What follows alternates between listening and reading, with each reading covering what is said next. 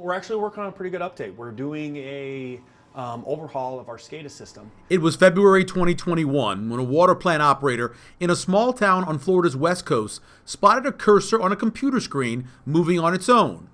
In minutes, the hacker tried to poison the water supply by boosting the level of sodium hydroxide, or lye, in the water supply to 100 times higher than normal. That could have. Here's Papillion's chief water superintendent, Nick Adams. So because of that, we looked into changing our SCADA system to an upgraded model, which was needed to be done anyway. Person logs in, they have to do a 2 identification code.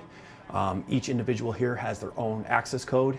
The system will lock you out after 5 minutes, another precaution. Along with adding extra security to the system, workers at the water plant test the water at different points in the process several times a day. Every 4 hours, we check how much water or how much chemical is being pumped to the system, just to ensure we're getting the right proper dosage. We do it just for a check, just because we want to ensure that there's nothing going wrong with the chemical pumps, because a lot of times you can't see when a chemical pump is going bad. At this point in the process, testing is done on the amount of fluoride added to the water.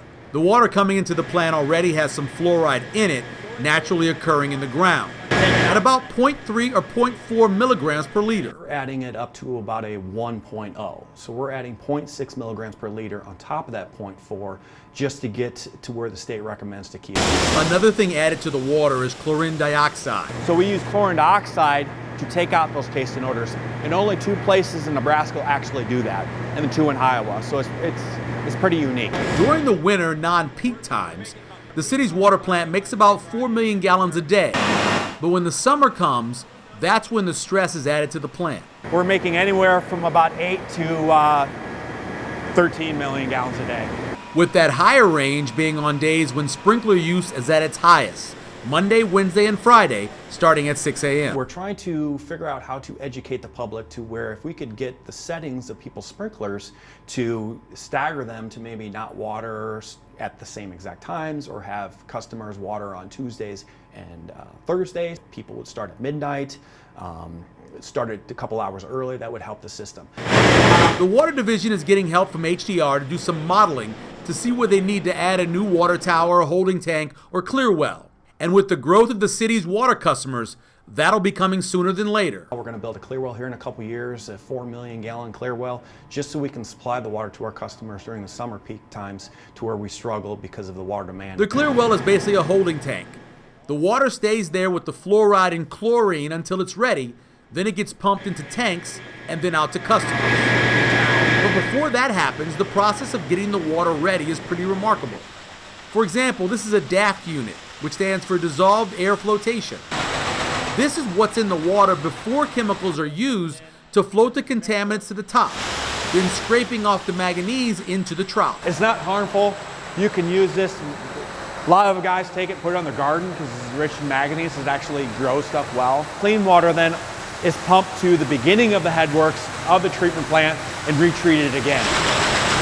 Right now at a rate we're doing about 600 gallons a minute of water treated from our DAF back into the treatment process. The whole process, from when it enters here from wells around the Platte River to when it's moved out by these very loud pumps to tanks around towns, takes more than a day. Even with all it takes to get the water ready, the cost of what you pay is still a pretty good value. For example, City of Papillion's budgeted cost for 2021 was about $4.75 per 1,000 gallons, or .0047 a gallon. A grocery store cost per gallon off the shelf is a little bit over $1, or one of these 5-gallon water cooler jugs to refill is about $11.86. Buying a bottle at the convenience store can range between $1.50 and $3 for a 20-ounce bottle. And on top of that, quality of water is going to be the same, or if not greater, on our end, just because of the freshness of it coming and going, as opposed to that bottled water that's sitting in that bottle, soaking in those contaminants from the plastics, especially if it's sitting in the car or sitting outside the sun. For Papillion Now, I'm Michael Severe.